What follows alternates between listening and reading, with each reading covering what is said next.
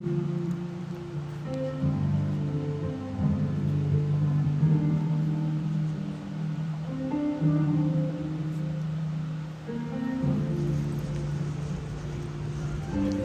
here, I'm just walking through the hospital main entrance of the old building. I had about a 5 to 7 minute walk, so I had to make sure I was never late. You see the guy in front of me like power walking. He's going to the same department I'm going to. It was a lot. Here's the side elevator. Right here, I'm getting dressed for my shift. I'm emptying out my pockets where I have basically everything I would need for basically to survive throughout the day. I have my AirPods and pens and extra stuff that I need. It's always cold in the main OR, really in CVOR. The OR is a cold environment anyway, but for CVOR they keep it extremely cold, so I always wear clothes under my scrubs. So I normally get them a size bigger than what I normally would wear. Some people wear their scrubs on their naked skin. These are hospital laundered scrubs, nothing that I purchased, so we have to check them out and check them in throughout the day from beginning shift to after you clock in, and then when you're ready to clock out, you turn them back in. So I feel like it's kind of gross, but that's just me, to wear it on your naked skin. People are hot natured, so they may wear it on their naked skin, but I don't. And you can see they still fit fine if you're a person who likes to look cute in the OR. I'm just putting all my necessary stuff like my wallet. When I get ready to purchase my lunch or snacks throughout the day, I try to pack my lunch, but it doesn't always work out. I'll either leave my lunch in the car or end up leaving it at home. This is my fanny pack that most nurses and scrubs have, because the scrubs don't come with many pockets like a personal set of scrubs would have. My shears and tape that I need sometimes throughout the procedure. My badge I'm putting on. I also have my AirPods probably already in my bag. I can't remember if I put it in here or not already. These are some tags that you get off the scrubs that I use to take notes from the surgeons or what I need for procedures. They come in handy. I'm walking to my first room of the day. Throughout these clips, it's actually a couple of days of recording the room. This is the basic setup of a CVOR room for an emergency case. Over here, we have anesthesia setting up their stuff, and then we have our Bobby up top. I think this may be a separate day because they have on a different scrub cap, but I have my AirPod in because in the morning I call and get my kids ready for school, make sure they're good to go, tell them I love them because I leave early in the morning so I don't get to see them before I leave. Tell them to have a good day and all that good jazz. The scrubs are scrubbing, so she's setting up. I'm opening up all the supplies sterilely. I'm not sure if you can see how I'm opening up supplies, but it's a technique on how you pop the items on the field without contaminating the items. In CVOR, there's like 1,000 sutures that we use for the procedures. When counting the items or the suture, it is a lot, like 100-something suture. After the case is closed, counting is important because it helps you keep up with the items used. And as you can see, I'm handing that to her sterilely. My hand was not on it, it was on the outside drape covering. This facility is actually one of the facilities that my first facility that I've worked at, where they use re-sterilized items. You can see the green over there on that table. That's gowns, drapes. I'm used to disposable things from my home hospital, but I mean, it works, and I think it actually saves on money spent as far as just re-sterilizing versus disposable items. So here I'm opening all that hundreds of suture I was telling you about. The packages are fairly small, so you have to be careful not to contaminate. So she put a bowl on the edge of the table for me to open up all that suture. At my past hospital, I actually had to roll back with the patient with anesthesia. Here, the anesthetist rolls back with the patient by themselves while me and my surgical scrub tech prepare the room for the procedure. Excuse me. So here, continuing, opening up suture, like I told you, it is a lot of suture, okay? But most of the time, most of them are used. More suture, more suture.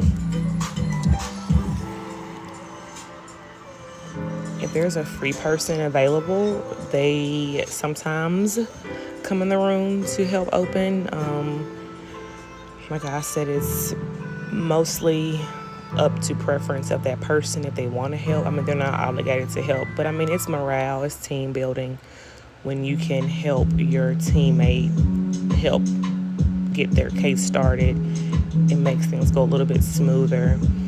I like to be present for the patient when they roll in the room, so the faster we get things open and set up, the faster I can be attentive to my patient and to anesthesia when they are putting the patient to sleep.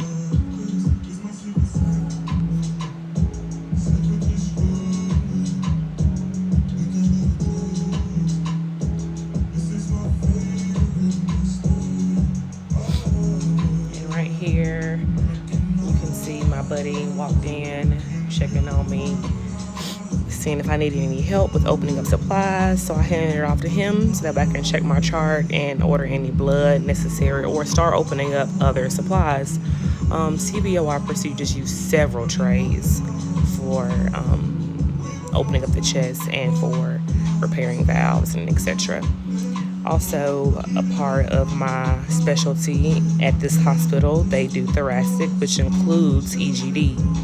EGD is when they get the scope and they go down your esophagus to check for any issues that you may be complaining of, whether it's GERD or if you have a hiatal hernia, which could be the cause of, well, one of the causes of GERD. So here I am just setting up the machine. At another hospital I traveled at, we actually did not set up the machine. The surgical tech did. But at this particular facility, the circulator nurse sets up the EGD machine. So I set up the scope, I hooked it up to the machine, I make sure I test it as well. Here is the adapter for the sterile water that goes through the scope when they're irrigating, so they can get a clear visual of the esophagus and any other area thing to look at.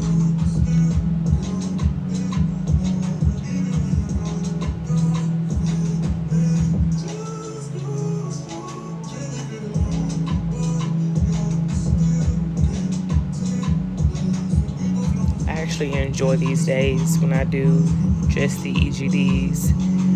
I like doing open heart procedures. I like doing CVOR. That is my favorite specialty out of them all. And the travel pay, it actually is a higher rate of pay for CVOR. However, when I get put in these rooms, it's just a better day. It's easy going. You do some stuff, but it's not as fast paced. The cases are a lot shorter, but the actual procedure is pretty laid back for the most part.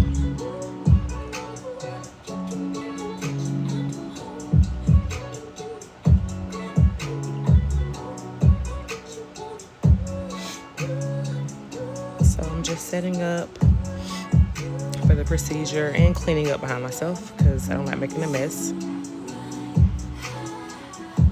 And these procedures really aren't considered sterile, so I didn't need a mask or gloves, but I just wear gloves because nobody cleans anything properly. You know, it's a hospital, just being honest. But I just don't want to touch anything that's going to be in the patient's mouth. So instead of it being a sterile procedure, it is a clean procedure. So I'm sucking up some saline so he can use that also as irrigation throughout the procedure to insert through the scope. Just preparing everything for the procedure so that way it's easier and runs a lot smoother. Everything's already set up for the surgeon versus him having to ask for it. There is a surgical tech that's present during the procedure. They pretty much are sterile and they pass off everything so the surgeon doesn't have to let go of the scope to assist himself. Everything is pretty much ready. Here I'm preparing the bed.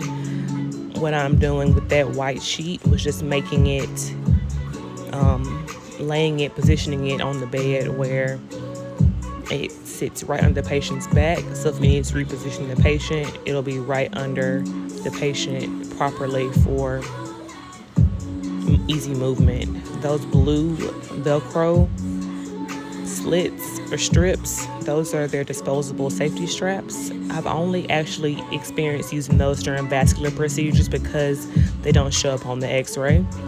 But here at this facility, they use them for all their surgical procedures. They don't have the regular safety straps that you just clean and wipe down. So we'll throw these away after this procedure and open a new pack for every single procedure. This helps strap the patient down to the bed to prevent any patient falls.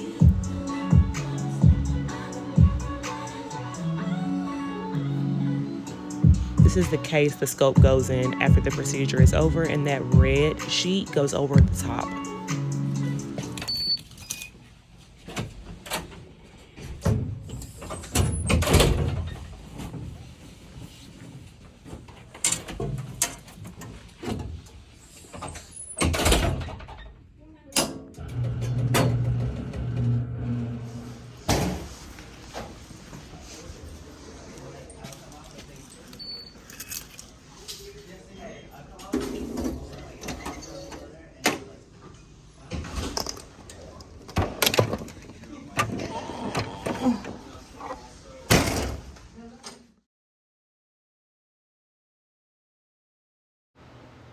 After a long day, getting off the elevator is like a sigh of relief.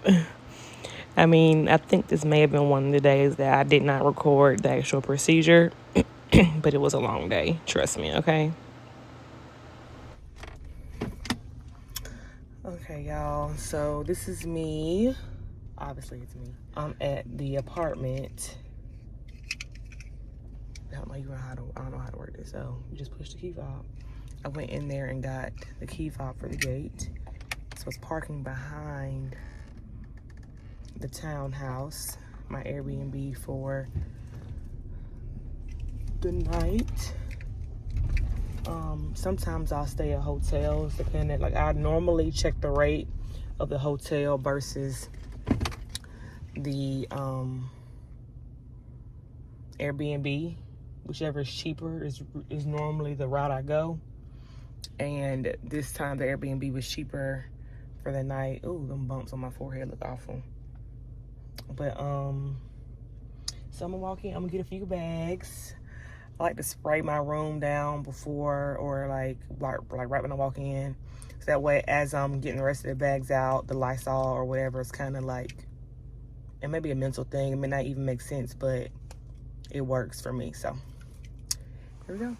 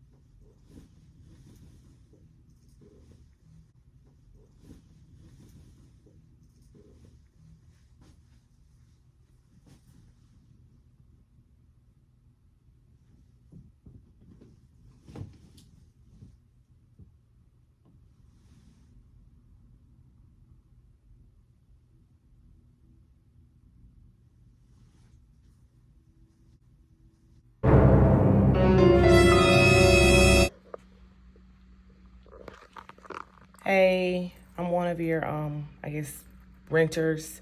Normally I just spray the whole house. So I'm in your house. I spray the whole house down, like nothing against whoever, was cleaning, but that's just what I do for my own, like, comfort. So I was spraying everything down with the Lysol, and I was spraying the sheets down, and I just like to check the corners because of hotels that I've stayed at have had bed bug issues. So hopefully you can see. Let me see if I can cut the flash on. If I can cut the flash on or not. Let me update the video and cut the flash on. So here are some clips I actually sent to the Airbnb property manager of the property, and also to the Airbnb app. They had me send some picture and video, but I had to get some close-up pictures of what I saw, and it is disgusting, y'all. Disgusting. Always check your mattresses and box springs to prevent getting bit or just laying in the bed. That's nasty, okay?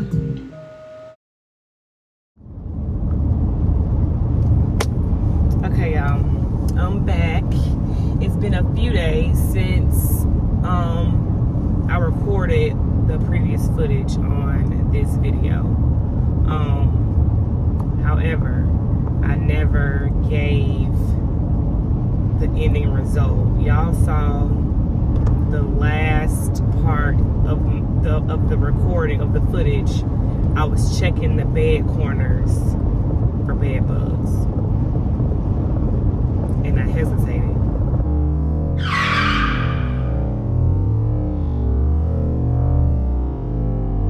Because I saw bed bugs. You gotta excuse my phone shaking. It's probably because this thing ain't very tight on this thing. You know how to do it when I'm driving. But yeah, very much so bed bugs, or even so, like, what's it called? Like the eggs, or like the skin peelings or droppings, or whatever you want to call it, is what that was that I saw. Took pictures of it, sent it to the Airbnb leaser, whatever, tenant, whatever you want to call them. She was very concerned. She was very understanding. She was very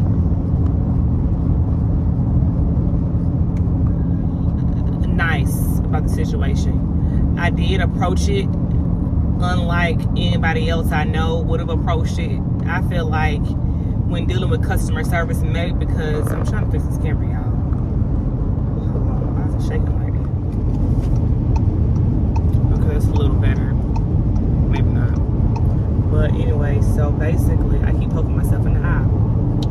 So basically, she was very nice and pleasant about the situation. However, she was probably only pleasant because I was pleasant. I feel like dealing with customer service, or dealing in customer service, as the customer, you don't want to come off rude, especially when in these situations the tenant or leasee or whoever may not be aware of the issue.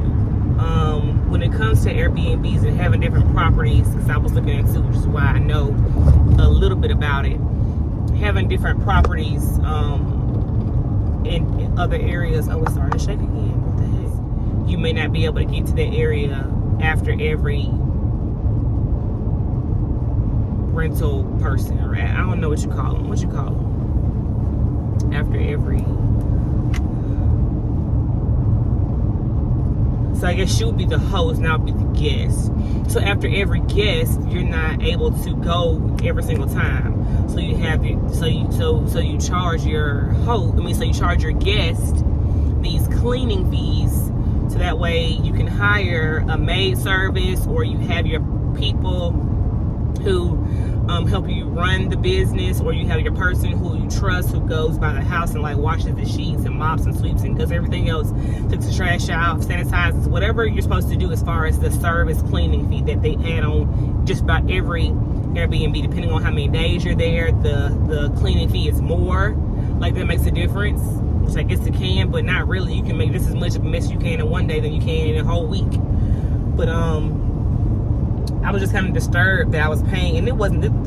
This isn't the first time that I've had a situation where the Airbnb that I've rented was nasty. Now it wasn't nasty, but for the price that I was paying, the fridge had like dead, like little fruit flies or gnats at the bottom. And I'm not the cleanest person, y'all, but I feel like if somebody was renting my house, I would make it as spotless as possible. You can't help scratches and dings in the wall. You can't help one of the chairs is leaning. You can't help, you know, the paint chip, although you can repair paint over, whatever. But I mean, like minor details, like you can't help certain stuff, right? Like the water pressure or whatever. It was the floor was dirty. It was just nasty. Okay, so basically, after these pictures were sent, I sent them to the host. The host looked at them and decided that she needed a video because she said I couldn't prove. She couldn't prove and I couldn't prove in order to get the refund or in order to send the video to Airbnb customer support. I would need proof that I was actually at that house. So I sent the video to her. I couldn't upload it to the app. Sent the video to her. She saw the background. I showed her where I was at. I showed her what I do. I said I Lysol my whole, like I Lysol from like head to toe in the bed, and I always check the beds because I've been bitten before. Like I've had a few situations of having bed bug bites. So I know what they look like, and I wouldn't ever try to like scam or make somebody's give somebody's Airbnb a bad name. Like, I mean, what's the reason? Like, I'm not getting anything out of that. So, I mean, I did get the refund, but before I got the refund, Airbnb customer support was like, okay, we got the pictures, so we're gonna contact the host. Hour later, still nothing. So then they reach back out and they say, this is the Airbnb support, customer support. I reach back out and say, so unfortunately, before we can issue out the refund, we need to have proof of bites or a bill from the hospital or pictures of blood in the bed.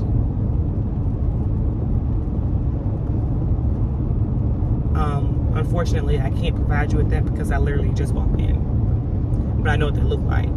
So in order for me to get a refund, I had to stay the night and let them bite me. That makes no sense to me.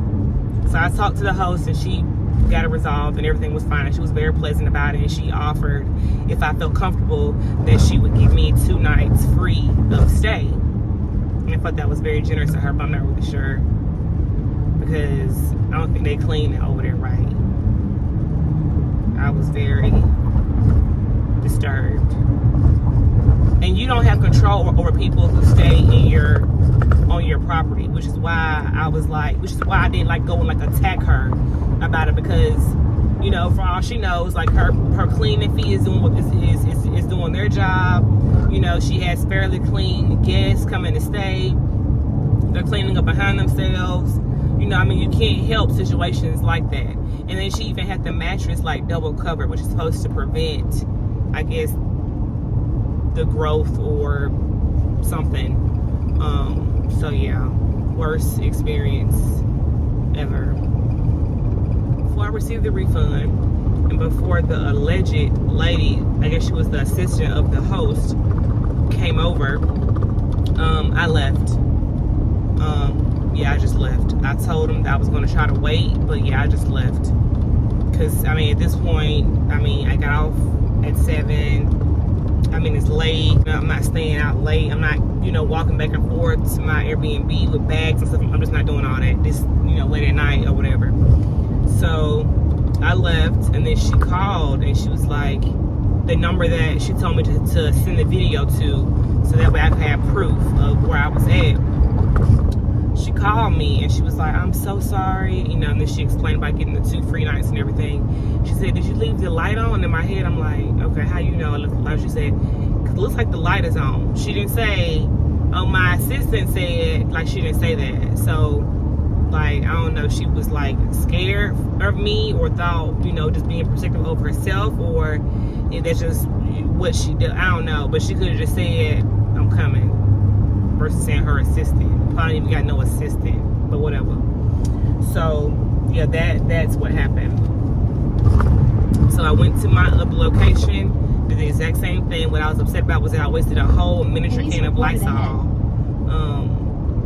I wasted a whole miniature can of Lysol on a Airbnb that I wasn't staying at. So that was frustrating. That was frustrating. So I had to, so I found my location. It was a little bit cheaper. Only thing about this place was that you know, I mean, it was fine. I just wanted to stay somewhere. Actually, no, it wasn't cheaper. It was a little bit more expensive, but it was closer to the hotel, like 10 minutes from, not hotel, 10 minutes from the hospital, compared to the 20 minutes it would have been staying at the other location. I cleaned the remote, pillows, the shower head, shower curtain, toilet seat, the actual bedspread, because I lay on top of the bedspread, light fixtures, like not light fixtures, light switches, door handles, and the refrigerator handle, microwave handle. And then I clean the inside of the microwave out, and wherever I'm sitting my drink at, I clean that part of the refrigerator out. It may be a bit extreme, but the things that I've seen, and since COVID and flu and everything else, people don't clean up thoroughly. So at least you know that you've gotten rid of some, if not most, of the germs and bacteria in the area that you're staying at. I bring my own towel, I bring my own pillow, I bring my own blanket, I bring my own like down sheet. I basically just lay on top of the made bed. I spray everything down, flip the pillows over, because I'm a big pillow person, so I had the pillows behind my pillow. So I spray the pillows down, spray the whole bed down. Stopped on road ahead. Girl, shut up. I don't even need you no more. You being real aggy. So I spray the pillow down, the sheets down, the down sheet down. I mean the actual blanket down. I put my flat sheet over that, and then I put my pillow up in the bed like I'm laying in the bed, and then I spray the hook. Like I said, I may be overboard, but people are nasty. Like, you don't know people are nasty until you work in the medical field. People are nasty. And to just see what people touch, things they touch, and then they go and touch things that you touch, and you touch that behind them. Now you touch what they touched. So it's like, girl, So yeah, I'm a thorough, clean traveler. Live like, you don't have to do this. You don't have to be as extreme as I am, and you don't have to, like, it's not the end of the world if you don't, and you won't get sick. I'm not saying that you'll get sick if you don't do what I do, but I take extra precaution. I feel grossed out if I don't do these things that I do. It may or may not be necessary, you know. Mentally, it makes me feel better and more secure. And safety reasons, I need to get one of those little door jam things, but I always get, because none of the Airbnb doors that I've stayed at, unless it was a house, have the deadbolt. They all have the pin pad to get in, because that way you can do your own like self check-in, where you put in your personalized code or whatever, and then when you get inside the place to close the door, there's nothing that locks it except for that one lock of the, you know, the pin pad. So I always jam a door. I mean, I always jam a chair, like old school, like what you see on TV. Like, I mean, it works to an extent. I always jam a chair under the door handle, and it just makes me feel a little more comfortable. But that is the end of this video. That's it, and I'll see y'all next time. Peace.